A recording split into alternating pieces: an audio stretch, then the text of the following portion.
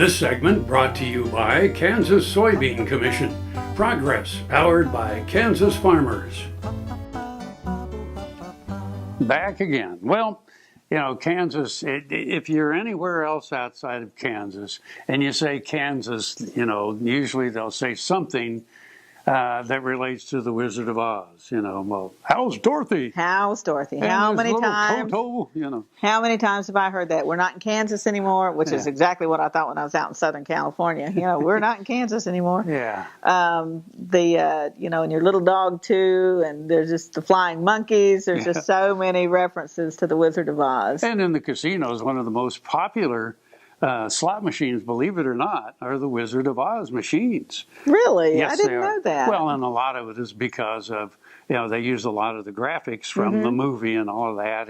And so, yeah, it's one of the more popular slot machines. So it's kind of what made Kansas famous. We don't want to say infamous because it's a wonderful, it's a wonderful story. It's a wonderful movie, wonderful story. Yeah.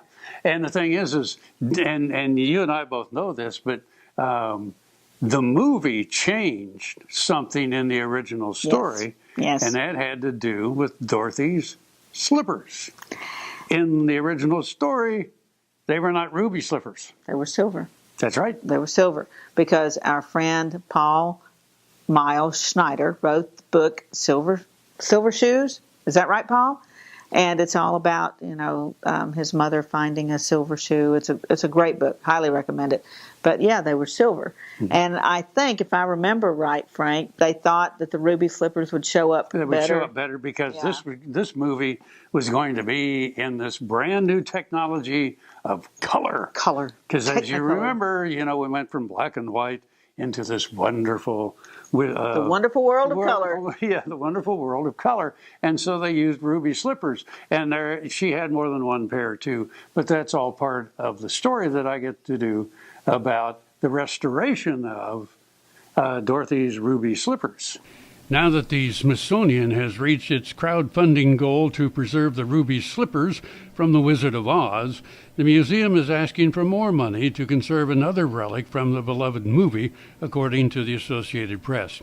The National Museum of American History extended the Kickstarter campaign that brought in $300,000 in 1 week to maintain the ruby slippers. The museum will seek another $85,000 to care for and display a scarecrow costume worn by actor Ray Bolger and donated to the museum by his widow Gwendolyn Bolger in 1987. If the campaign is successful, the museum will place the scarecrow's hat alongside the slippers in a new pop culture exhibit that's scheduled to open in 2018.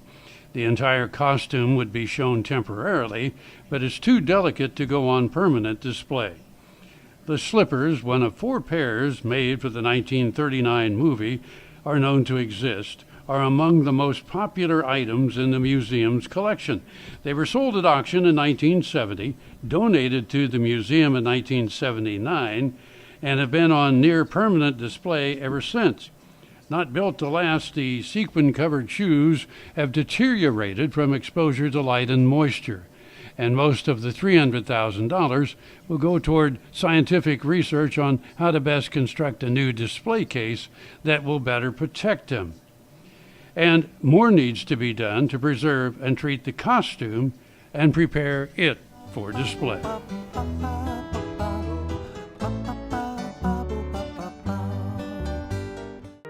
There's a lot of different ways of doing this woodwork, but I could not make a knife without both hands, especially without this thumb. And my thumb was so sore that I couldn't even touch it, and they wanted to fuse it, and I said no, cut it off, because I didn't want it sticking up. And I found out about the Kansas Regenerative Stem Cell and went to Manhattan and had that taken care of in my thumb, and now I'm able to go again.